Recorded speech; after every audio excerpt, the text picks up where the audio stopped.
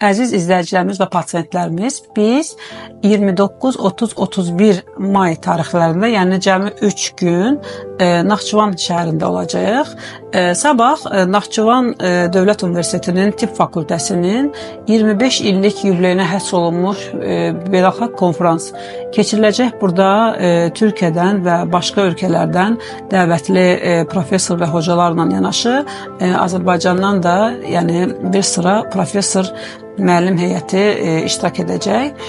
Bizim burada estetik cərrahiyyə panelində çıxışımız var, biz spikerik. Ardınca Naxçıvan Dövlət Televiziyasında bir çıxışımız planlaşdırılır inşallah.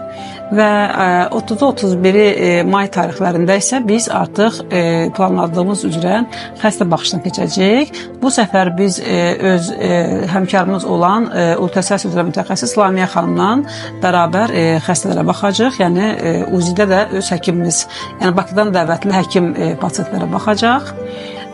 Bu qədər.